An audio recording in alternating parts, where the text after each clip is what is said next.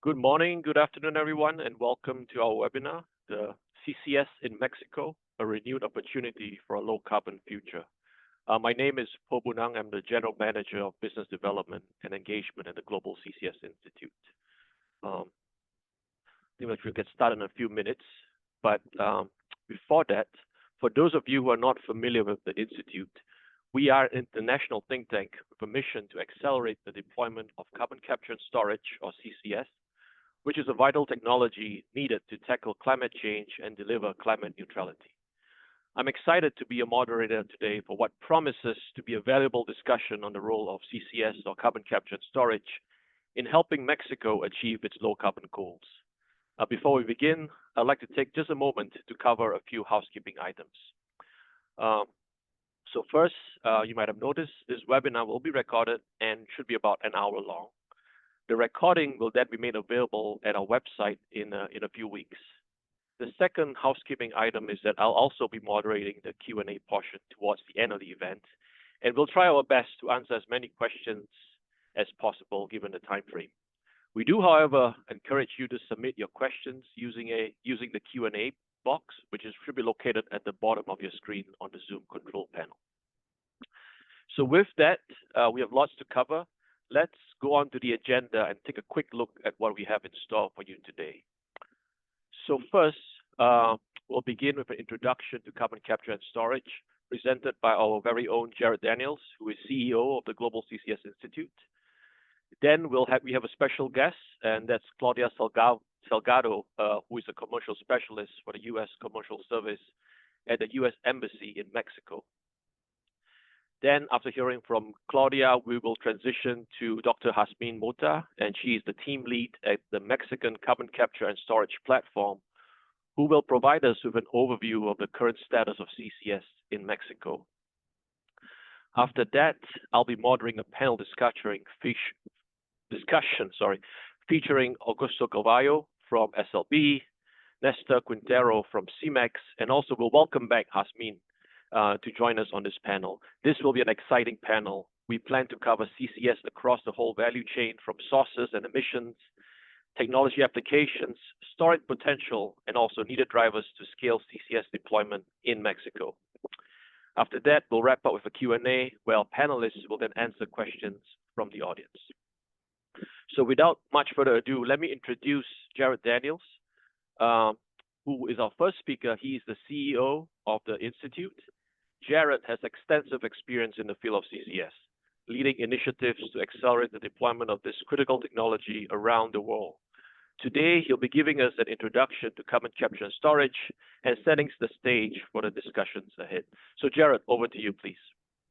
Great. Well, thank you very much, Pogun, for that introduction. And it's a pleasure to be with you all here today and to really just get all of us on the same page of what is CCS, carbon capture and storage, and what's its appropriate role to help mitigate global climate change. And so let me just take a few minutes and a few slides to really set that scene, and then we'll drive into the rest of our conversation. So broadly, carbon capture and storage is one of these technologies that all the climate math and modeling says is absolutely essential as part of an all-of-the-above approach to mitigating global climate change. And it has three main parts, right? You need to capture the CO2, capture the carbon. You need to transport it to where you're going to use it or store it, and then you're going to need to lock it up such that it does not enter the atmosphere and contribute to global climate change. And so historically, carbon capture, you can think about this as capturing from point sources, from power plants or from cement or steel facilities, capturing it at the source. You can also capture it directly out of the air through processes such as direct air capture or bioenergy with CCS processes.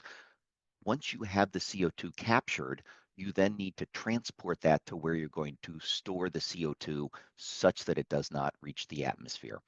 Historically, that's geologic storage, and in many locations, onshore you use pipelines, but in some regions, shipping will be a mode of transport from the point sources to those actual storage events. And then when you talk about the storage component, this is injecting CO2 deep underground on the order of a kilometer deep well separated from the atmosphere. So if you look at carbon capture and storage as an integrated system, it's really about how do you efficiently and effectively capture the CO2, how do you transport it and then durably store it in the geosphere. So on the next slide, we can talk about why is CCS needed and what's the appropriate role. And if you take a step back, right, there are many things that we as human society can do to help mitigate climate change. Make all of our energy use as efficient as possible is clearly something that we need to do. Shift to electrification of much of our industry and other uses of energy, such as the transportation sector, that helps us reduce emissions, driving in as much renewables, wind and solar and hydro, low carbon energy sources such as nuclear in countries where that's socially acceptable. And so that gives us a large step toward getting to net zero and mitigating climate change. But what remains are these what they call hard to abate sets of emitters of CO2, whether it's a cement plant or a steel plant or a coal or gas facility in the power sector. And technically, you need carbon capture to dramatically reduce those CO2 emissions. Even if you drove a cement plant by 100% renewable energy, when you calcine limestone and make lime, the chemistry of the process emits 1 molecule of CO2 for 1 molecule of calcium oxide in this example. And so you can't get around those process emissions. That's an appropriate role that requires carbon capture and storage to deeply decarbonize those aspects. And so when you look at all the climate science and analysis, somewhere on the order of 10–15% of that overall systems approach, um, the modeling suggests that's the appropriate role for CCS. It enables that system to fully decarbonize. It enables the low cost solution across society to reach net zero, to reach sustainability. But it's not a silver bullet. It has to be looked at in parallel to everything else we need to do at climate relative scale to reach net zero and our global climate targets and ambitions. So on the next slide, we can see again what are the appropriate applications. One of the strengths of CCS is it can be applied to many aspects that are going to be required for us as a global society to decarbonize, right? How do we achieve those deep decarbonization in those hard to abate industries? There's process efficiency improvements that we can make in a number of heavy industries. We can see what we can electrify and drive that electricity with low carbon sources of electrical energy. But again, as I mentioned, some of these heavy industries have very high carbon intensities, and the only technology known to mankind to deeply decarbonize is to apply carbon capture. It can also enable the production of low carbon fuels at scale that can help us decarbonize liquid transportation fuels that society depends on. How do we move forward to a more decarbonized transport sector? That's about a third of the emissions in many countries around the world. And CCS has an appropriate role to play as well to help to get to scale quickly to decarbonize those aspects of our society. In the stationary power sector, driving in as much renewables, wind and solar, that's wonderful. But some of those energy sources have some variability. And to firm those, to provide our stationary power sector with the resiliency and the reliability that's required, there's an appropriate role to add CCS to capture the carbon from coal power plants, from natural gas fired power plants. Again, that's a critical role that from a systems perspective is an absolute requirement for us to deploy CCS on.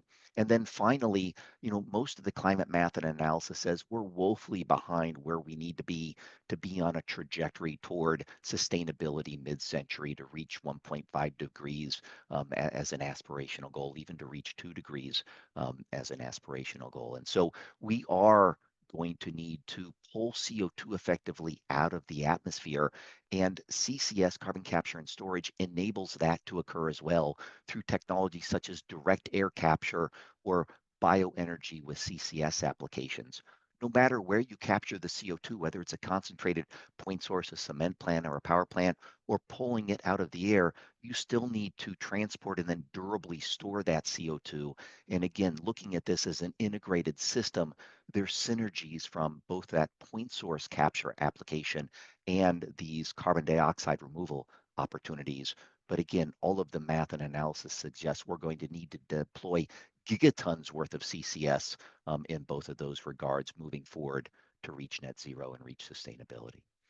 On the next slide, we can see here there's much activity and much experience we have as a global carbon management and a global CCS community. On the map, you can see all the dots of projects in operation, in construction, and number of projects in various stages of development globally. One of the things that the Institute does is to track this progress. And right now, there's on the order of 50 facilities capturing on the order of 50 million ton per annum. There's several dozen more in construction and hundreds more in various stages of the development. We will come out next week with our updated global status report. The Institute does this globally. All of these numbers will increment forward. But again, there's much experience to learn from and apply and share and work together with. We've still got a long way to go to get from this 50 million ton per annum to the gigaton scale that, again, all the climate math says is required if CCS is going to play its appropriate part alongside all the other low carbon technologies we need to deploy it at climate relative scale by mid-century. You can see regionally, a lot of this activity is driven where there's durable policy and policy incentives that support some of the investment in business models that allow CCS to commercially materialize. There's been a tremendous increase in policy support in the United States and in Europe.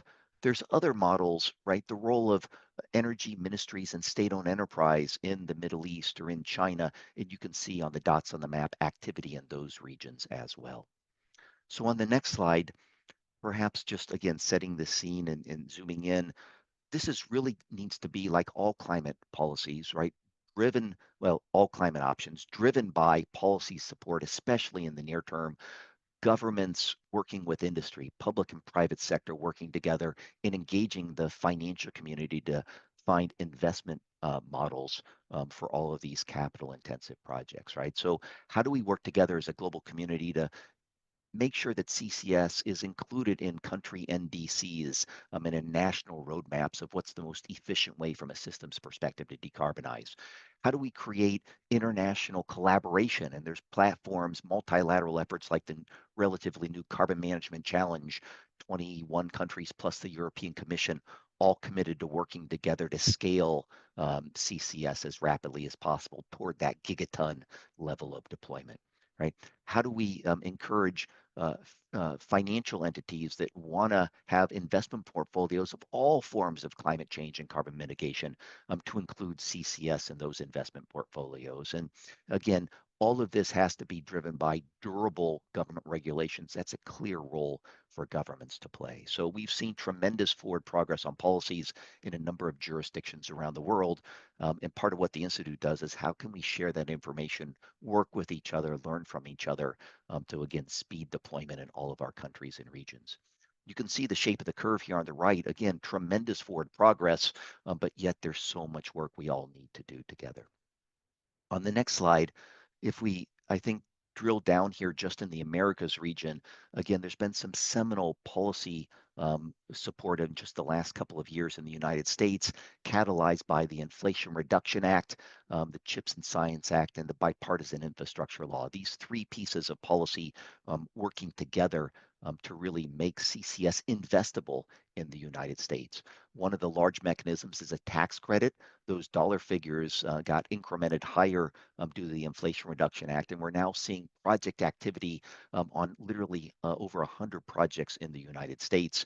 There's also some EPA regulations that are pushing interest in project development forward. In Canada, there's an investment tax credit for CCS.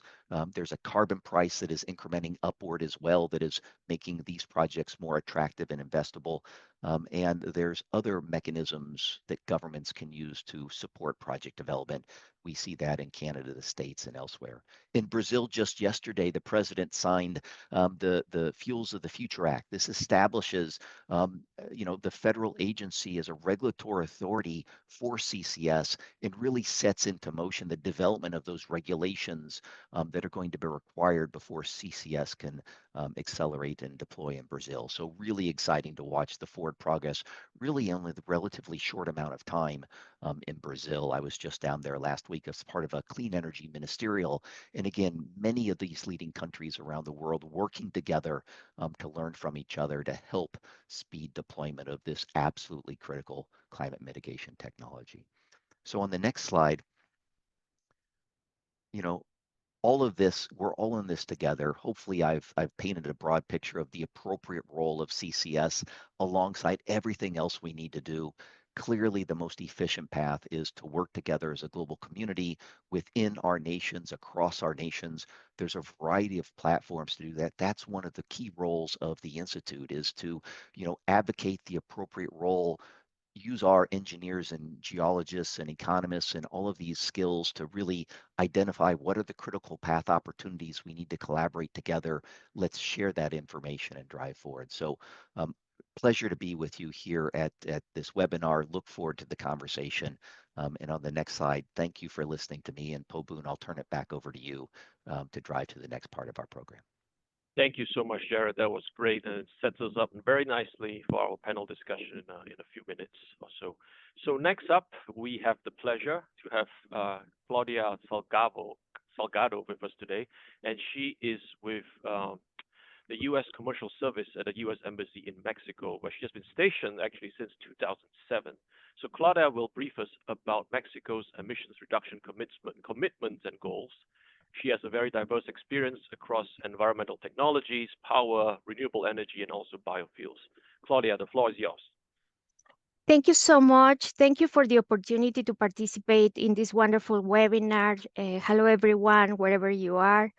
Since I only have a couple of minutes to give you some facts about Mexico's NDC, let me dive right into it.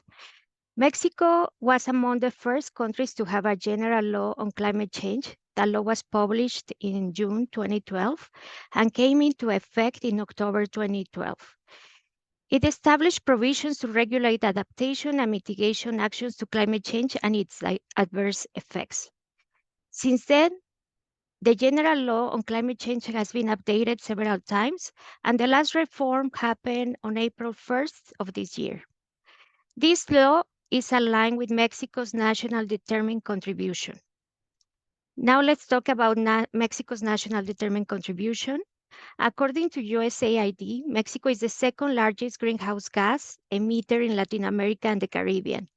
The energy sector is the most significant contributor to the country's greenhouse gases emissions, accounting for more than 70% of total emissions. The agriculture and livestock sectors account for 14% of emissions. In December 2022, the government of Mexico submitted an updated nationally determined contribution to the Paris Agreement. Key goals under Mexico's new NDC include 35% reduction in greenhouse gas emissions by 2030, compared to a 22% reduction established in its previous submission in 2020.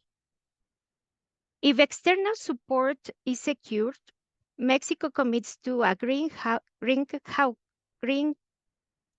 gas emissions reduction of 40% by 2030, increasing its previous conditional target of 36%. The unconditional and conditional targets for reduction in black carbon emissions by 2030 remain at 51% and 70% respectively. The updated NDC includes the implementation of the country's national strategy for the reduction of emissions from deforestation and forest degradation. The adaptation components remain the same as in the previous NDC. In this updated NDC, the country confirms its plans to increase its clean energy production to 40 gigawatts, which could help power about 30 million homes a year by 2030. According to experts of an event that I attended yesterday, Mexico is poised to become the first Latin American country with a nationwide emissions trading system, building on its national determined contribution to reduce greenhouse gas emissions by 35% by 2030, a robust environmental legal framework, and existing carbon taxes, Mexico is setting the stage for significant climate action. Finally, I want to share with you some new information. As mentioned before, the energy sector is the most significant contributor to the country's emissions. According to the inauguration speech of the new Mexican President Claudia Sheinbaum on October 1st, Mexico will have a new target for renewables, 45% by 2030. This is particularly important because she mentioned renewables, not clean energy as in previous targets that we had in Mexico. And with that, I will finalize my participation. Thank you so much, and I'll be happy to answer any questions at the end. Thank you. Thank you so much, Claudia. Lot good stuff happening all over the place, and great to hear the progress in Mexico. Thank you for joining us, and hope you can stick around. So next up, we'll welcome Dr. Jasmine Mota, and she's the founder and team lead at the Mexican Carbon Capture and Storage Platform, who will provide us an overview of the status of CCS in Mexico. Jasmine is the former director of clean technologies in Mexico's Ministry of Energy, where she worked on CCS implementation and other energy transition topics. She was also a project engineer at the Federal Commission of Electricity and a consultant at the World Bank. Jasmine is the leading voice for CCS in Mexico, and she has also worked on various important topics such as sustainability in energy and industrial sectors, capacity building, education, and communication programs. It is a pleasure to have you today, Jasmine. Can you please provide us with an overview of what's going on in CCS in Mexico? Thank you very much. Thank you very much, Pabun. Buen día, es un gusto estar con ustedes en este webinar el día de hoy. Good morning, everyone. I'm really glad to be here with you to share this overview of Mexico, of CCS in Mexico. Next slide, please. So to begin with, I'd like to discuss what are the motivations for Mexico to keep an eye on these different low carbon technologies, including CCS, which are closely related to sustainability pathways. And this is because sustainability is more than just addressing environmental issues. It refers to the interlinks between people, nature, and technology, and how these things combine to face current and future challenges. It is also related to the economy because at the end of the day, all the things that we consume and produce depend on nature and our ability to manage different resources. Some goods and services that we are currently producing require new approaches to reduce their negative impacts on the environment. And this is why we are now discussing how to design these different low carbon transformations, sometimes called transitions, but I prefer to call them transformations because we need a completely change in the system that we already have. And since Mexico is facing and is transforming in different ways, I think it's very necessary to include low carbon and sustainability transformations in our agenda. In the next slide, I want to share with you that we already have valuable information of the reduction of emissions, as Claudia just mentioned. Some of them are clearly stated in our nationally determined contributions. And in some cases, avoiding according to the decarbonization pathways of Mexico, CCUS is critical for the decarbonization of different sectors, including power generation, electricity, iron and steel, cement and lime, petrochemicals, and oil and gas industries. So if we go through this slide, we can see that some of these sectors represent a good opportunity for CCS. So if we go to the next slide, thank you very much, and we look at this value chain that of CCS that Jared just explained and mentioned, we can see that we have different opportunities in identifying the industries and sectors where CO2 can be captured. And then we also have the opportunity to use the captured CO2 for different utilization purposes. In some cases, CO2 can turn into a feedstock for new carbon-based products. But in the case of Mexico, the main utilization option is EOR, enhanced oil recovery, meaning that the captured CO2 is injected underground. But in any of these utilization cases, if what we pursue is the environmental benefit of reducing emissions, we need to have really clear monitoring processes that allow us to secure that CO2 is permanently stored. Therefore, we need to identify the CO2 sources, the CO2 uses and opportunities that we have for its use, and the geological storage potential. The good news in the next slide is that most of these things have been already identified and done in Mexico. So if we, by glancing at this timeline, I want to share with you some of the important documents that have been produced. In 2012, the North American Carbon Sequestration Atlas and the Mexican Geological Storage Atlas were published with the information at that time, with the main CO2 sources and the places that are suitable for CO2 injection. Then in 2014, the first technology roadmap of CCS in Mexico set the strategy for the country to implement CCUS. It included the creation of an interinstitutional working group integrated by 18 different national institutions from government, industry, and academia. Then in 2016, we produced 3 reports about CCS in Mexico in different aspects in collaboration with the World Bank.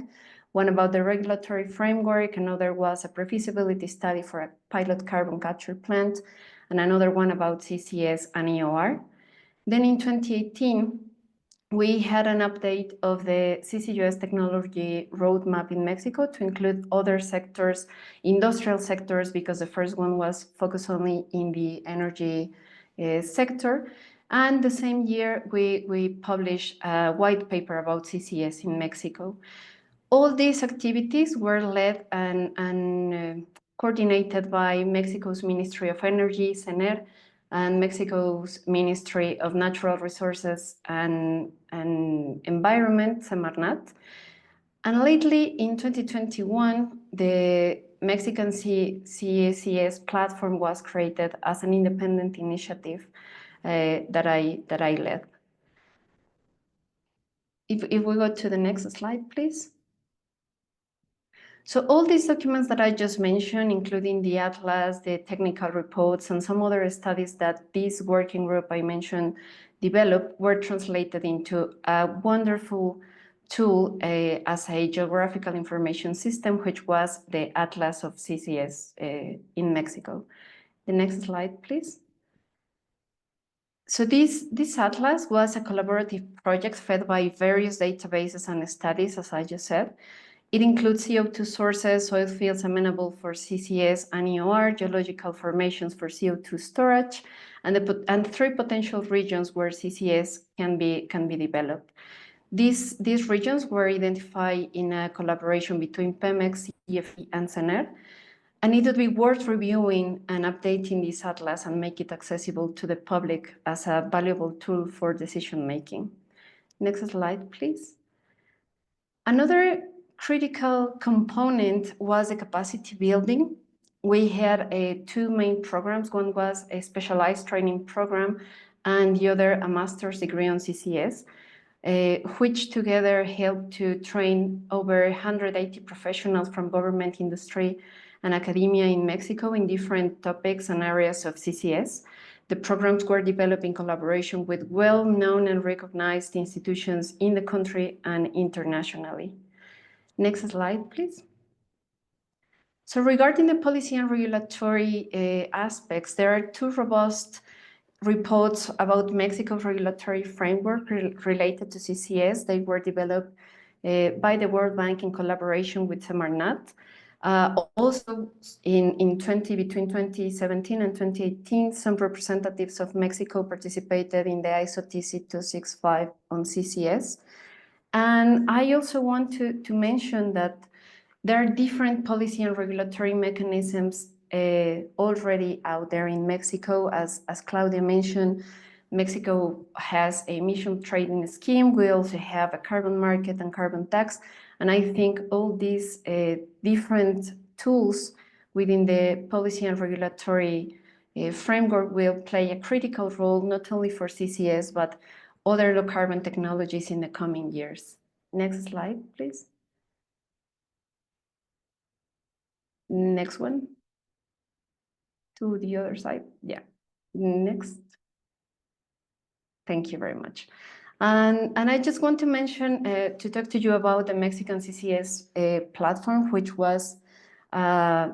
is an initiative and a collaboration between the University of Edinburgh and the National Laboratory of Sustainability Sciences at UNAM here in Mexico.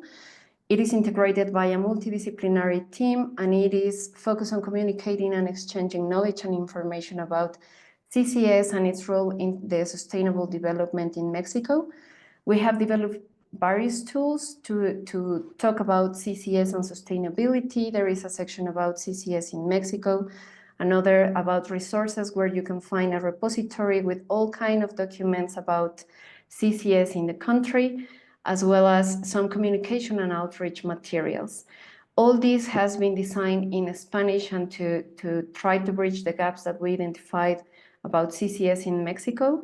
And it considers Mexico's context, but of course you can find everything in English as well. Next slide, please. So I want to highlight three key messages here, and that is that there are multiple alternatives for decarbonization and energy transition. All of them are necessary, and we must build diverse portfolios to boost the country's opportunity for low carbon and sustainability transformation. The second is that CCS has a role to play not only for power generation, but also, as Jared mentioned, for other hard-to-abate sectors. And third is that Mexico has the potential to develop CCS.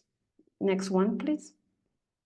And finally, I want to end my intervention saying that if we are really committed to people and environment, what we need to do is to foster collaboration, knowledge and experience exchange, and also identify the key interconnections that would allow us to build more robust and plausible futures for all of one.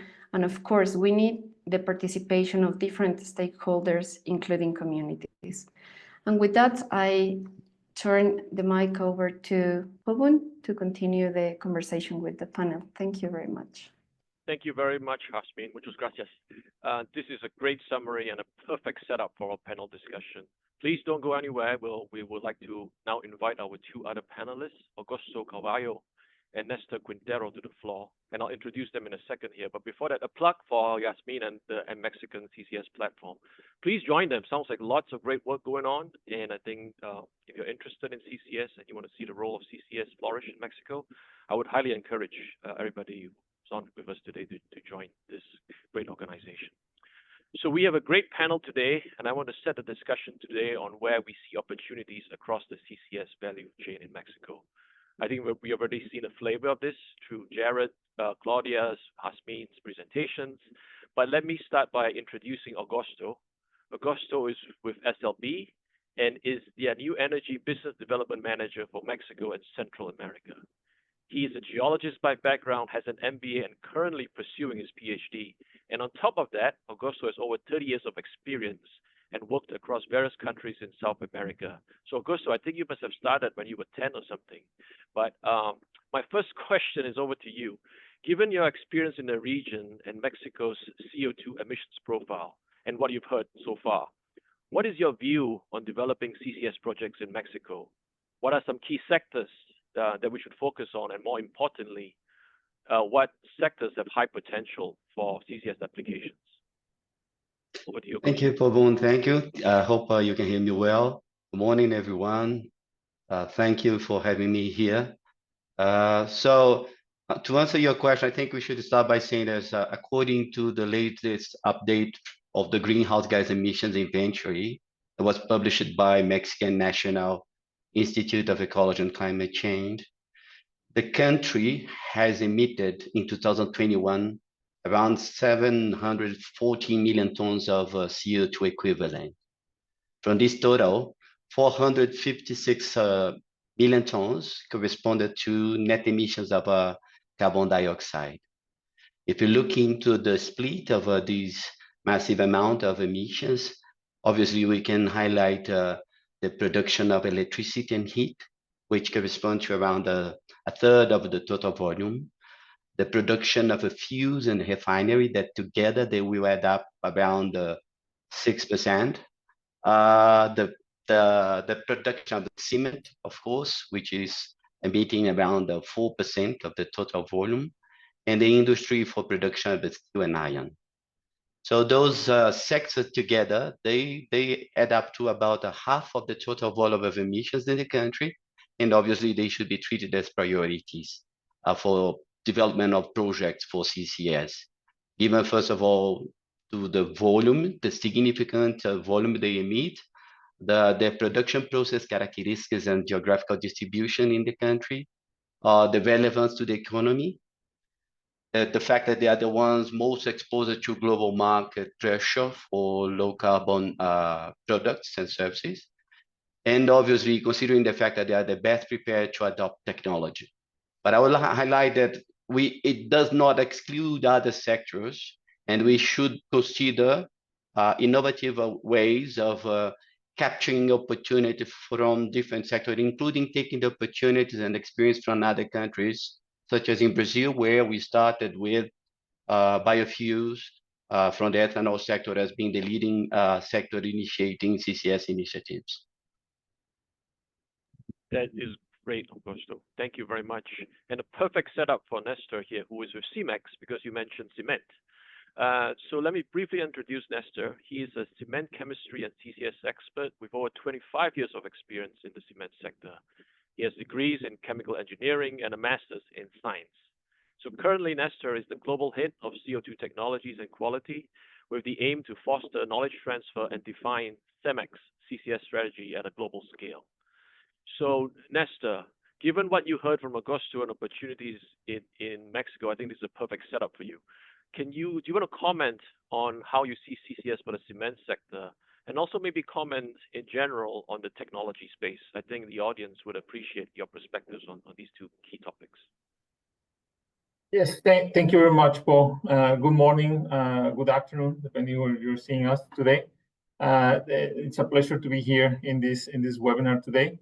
And regarding the first question, and CCUS has really advanced a lot in the past few years. And I think Gerard mentioned that as well in his introduction.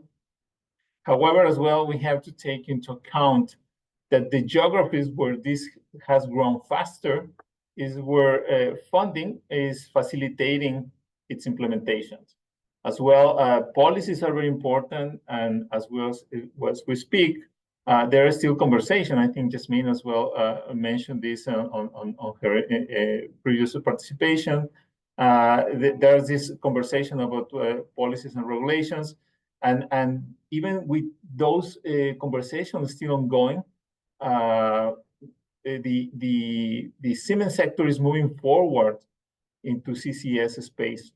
We expect that these policies still will come into place, but even without that certainty, in some geographies, we're moving forward. And that's the reason why we continue developing strategic partnerships with new companies in the forefront of the carbon capture, utilization, and storage space, because we acknowledge the fact that only together with these partners, we will be able to speed up CCS in the sector. As an example, the Global Cement and Concrete Association, and as well our internal CEMEX decarbonization roadmap, show that around 36% of CO2 emissions that are emitted by the cement industry will be needed to be captured and stored in the following years.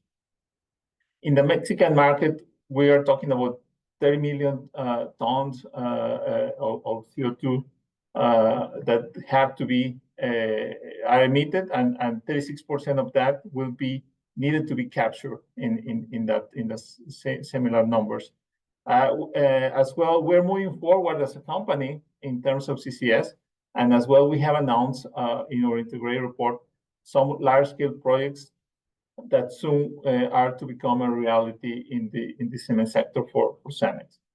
And regarding the second question about technology, nowadays we have assessed several technologies, several carbon capture technologies, and we are narrowing down to some few mature technologies for our upcoming large-scale projects. The most mature carbon capture technologies are, of course, chemical absorbents or amine technology, which are state-of-the-art technology. followed very closely by cryo technology. They are catching up very fast in maturity, together as well with oxy-fuel for new cement plants. And CEMEX is placing some efforts towards capturing CO2 in different regions where we operate. Right now, we have a main focus in the US and Europe. However, Mexico can quickly develop if the proper funding, the policies and regulatory scenario comes into place. And we have even assessed by third parties some of the Mexican locations with potential CCS projects already. We are working as well with more than 50 industrial partners because we want to continue developing industrial scale net zero CO2 solutions. And we as well, we want to develop emerging carbon capture technologies because we know that will play a significant role in the future. And those will bring benefits to not only to CEMEX, but to the sector in the medium and long term. Great. Thank you, Nestor. This is great. It's good to hear all the progress being made. And I would reiterate your points around policy, funding, partnerships, and collaboration. I think these are critical for us to accelerate CCS, not only in Mexico, but globally across the world. But I would like to come back to Jasmin for a second here. Jasmin, you've heard about opportunities, you've heard about technologies, and what about geologic conditions in Mexico? You flashed up on the screen earlier this morning, just now, the atlas. Do you want to give a brief description or update on, does Mexico have the necessary geologic conditions for CO2 storage? What are the geological and technical related opportunities and potentially challenges for developing CCS projects in Mexico? Over to you. Yes, for sure. Where, as you could see in my slides, Mexico already have developed and run some estimations about the CO2 storage potential in deep silting aquifers and also in oil fields.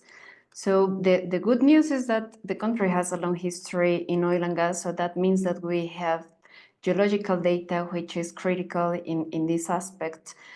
We also have really skilled and experienced people who can easily, refocus their abilities from the oil and gas into the CCS arena. We have 11 sedimentary basins in the country, from which 9 have potential for CO2 storage. So that is great news. So I don't want to go in the geological specificities, but that is good news. The other thing is, as I mentioned, we already have geological data, which sometimes is very expensive. And in this case, we can work with what we already have. Another thing that we can do is to repurpose that data, also infrastructure and the talent that we have in the country to work on CCS. So it would be essentially something, I would say, easy to start working on the estimations for CO2 storage. But there is something very important to consider, because after what we have heard from Augusto and Nestor, we can talk about capturing CO2, but we need to do something with that CO2. In some cases, we have the opportunity to use this gas for producing other things. But most of those emissions must be geologically storage.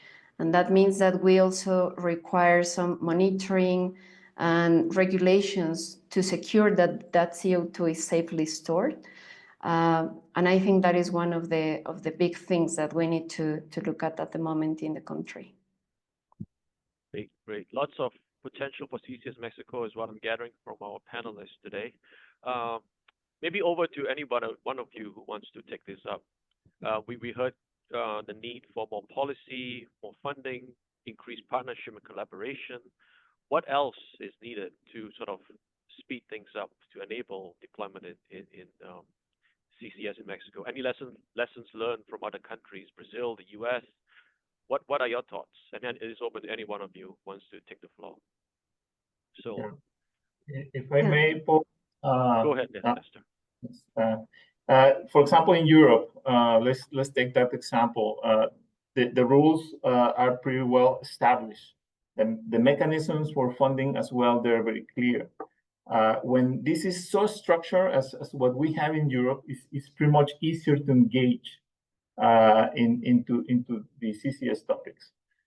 In the US, the Department of Energy is trying to do something similar, but the structure is pretty much different. And we have to be always be vigilant and looking after each funding opportunity. But it certainly helped to have any funding mechanism in place. And the topic comes where there is no funding, there are no policies and regulations, then it gets very hard to move forward into these spaces. So that is something what we can learn from other geographies which are moving forward in this agenda. Anybody else want to come in on this? Hasmin, I think you want to chime in. Yes, and I think I want to echoing what Nestor says about the valuable lessons that we have from different countries, but also from different sectors. Well, one of the challenges and also the opportunities that I see in CCS is that we need to coordinate different sectors and different technologies and businesses with different views and purposes to deal with the CO2 emissions that all of them are producing. So that opens up the space for collaboration and cooperation, which for me is really critical. There are lots of things that we can learn from each other, as Jared pointed out earlier. And I think that is one of the things we need to start to look at. We don't need to start from the scratch. There are lots of things already there, and we need to make good use of the things that we know. So building this network of collaboration and cooperation to address this global problem, which is CO2 emissions and climate change, but also considering the local space and the things that we need to consider in local communities and in the local context is going to be really important. And in that sense, I think that we have lots of lessons to learn in the Americas region and also in cooperation with other regions. Thanks, Hasmin. Totally agree with that. Augusto, do you want to have one word on this?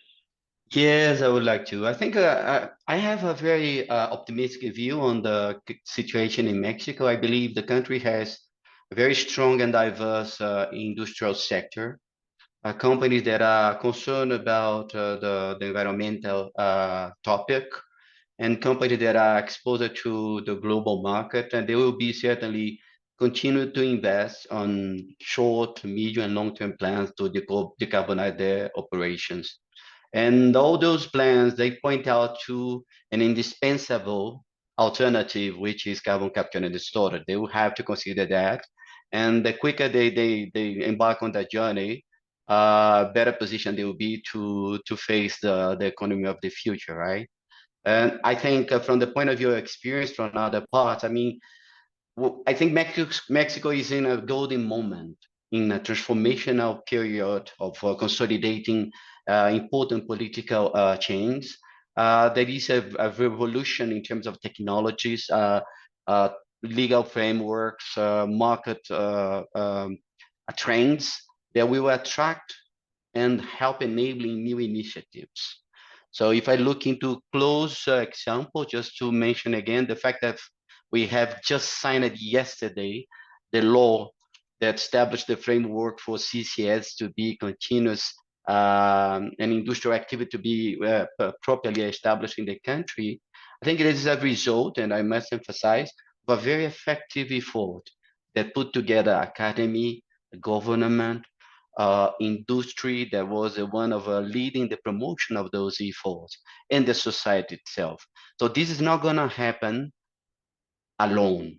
It really counts on an effective collaboration of all the sectors in the society to really tackle the subject that we've been discussing on and on about the climate change, right? So I think unified effort, collaborative approach, taking the best of the examples that we see everywhere from the technical, legal, and financial chains will help Mexico to accelerate the process to really expand the use of CCS as an alternative, an effective alternative for climate change. Excellent. Thank you. Those are great points raised by everybody. The one thing I wanted to maybe point to, Hasmin, since you mentioned the regulatory framework, and we'll get to audience Q&A in a second here. Did you want to maybe go a little deeper on what exists today in the regulatory framework and the policy framework, and what else is needed. I think that will be very helpful because I see lots of questions from the audience around sort of centered around those points. Masbeen. Yes, definitely. Well, in general, we don't have a dedicated regulatory framework for CCS, but with these two reports that I mentioned that were developed in collaboration with the World Bank and some are not, there is a clear evidence that we have the opportunity to start working on CCS right now, practically, using what is already there in terms of regulation. But the thing is that we also need to discuss the long-term liability of CO2 storage. And that is the part, the missing part in the regulation. So we need definitely to work on that. But at least at the moment, we could start working on CCS to secure that in the short term, we have all the regulations to see that everything is done properly. And in terms of other mechanisms like the emission trading schemes, the carbon tax, and the carbon market, well, at the moment, CCS is not included in any of them, but there is a chance for CCS to participate in these different mechanisms, which definitely are critical for allowing CCS to be attractive for investment. Yeah, I think that is what I can say at the moment. No, that's great. That's great. And with the new government president coming in, there's ripe opportunities for potentially accelerating this critical technology. So recognizing the time, I want to transition to Q&A to pick a few questions to answer. This one I'm going to queue up for Jared because there was a question around sufficiency of CO2 storage. I think the short answer is yes. But I think Jared, this is a passionate topic for Jared, so let him add some color to this. Jared, Yeah, no, I think. Thank you, Pobu. And yeah, I think the question was, we know what the emissions are in terms of gigatons. Is there a sufficient capacity globally? And again, I think, Pobu, yes, the answer is yes. But we need to find a business model, again, that makes this entire value chain work. And Augusto just mentioned this. This is government and industry leaders working together. This requires infrastructure to connect the capture, the transport, and to the storage. But globally, yes, there is plenty of storage. We heard from Yasmin as well in terms of within Mexico and specifically. In North America, Canada, the United States, and Mexico have worked diligently together for well over a decade to come up with a North American carbon storage atlas. I know where I sit in America in Washington, D.C., there's thousands of gigatons of storage available in the United States alone in saline formation, hundreds of gigatons in depleted oil and gas reservoirs, additional storage in unminable coal seam. So there's plenty of geologic storage available. It all depends on, is there a business model that again makes this work? If I look globally, hundreds of gigatons of storage in Indonesia, plenty of storage around Southeast Asia. In Europe, plenty of storage in the North Sea. What we're seeing globally, there's storage both onshore and offshore. I think onshore, and we're going to see a mixture of all of these business models and opportunity. But yes, long-winded answer, absolutely. There's plenty of geologic storage available. It's all about how do we connect the dots and develop commercial activity that makes this investable across that entire value chain. Thank you, Jared. I knew I would not do it justice, so that's why I called a friend. Thanks for that answer. I'm just going to pick some questions that I hopefully are easier to address, and we will pass some of these questions to our panel, and we'll try and answer them down the road. Question for Augusto. I think this one is probably quite germane. That's a question from one of the audience. Taking into account SLB's international experience and also and across CCS, do you want to maybe share some examples of lessons learned that can be implemented in Mexico? Very good. I think this question is very well related to the point we were discussing before about the change and the revolution in the industry from the point of view of technology. We are certainly devoting an intensive effort and investment to cause a disruption in technology and obviously enabling scaling up CCS as an alternative and as a viable alternative, especially for the big emitters, the hard to abate emitters, as so called, right? So I think one of the most promising and important initiatives that we need to mention is obviously advancing non-carbon capture process. Recently we announced a joint venture with a company called Arca Carbon Capture, which is now part of the brand SLB, is called today Capture. And the idea of this joint venture is exactly to be able to accelerate the process to bring carbon capture initiative technologies to an industrial scale at a worldwide level, right? So from the point of view of technology specific, this initiative will bring the ability and proven experience to deploy capture process in a larger scale, adding up to SLB proprietary technology we are currently developing, such as non-aqueous solvents, which shall bring a strong contribution for reduction of energy consumption, even to the capex for installation of the process, and obviously for operation. We expect this is going to bring an enormous contribution to make those projects viable. One example of this, we are participating in a very important project for the cement industry in Norway with Heidelberg company. It is going to be the first net zero cement produced in the world. And we are very honored and happy to be participating with this through Arca Carbon, which is captured today. In addition to that, we are investing very intensively on developing our fit for purpose well completion system for CCS, Christmas trees, fit for purpose with expectation of a disruptive impact on cost optimization. And obviously, we're going to continue developing interpretation and platform for screening, ranking, design, site construction, and monitoring. So I think, as mentioned by Jasmine, the MMV, the monitoring and verification part, will be a crucial stage for the success of a CCS project. We are dedicating a lot of effort to make sure we set the right path for developing successful plans for monitoring throughout the life of a CCS project. Excellent.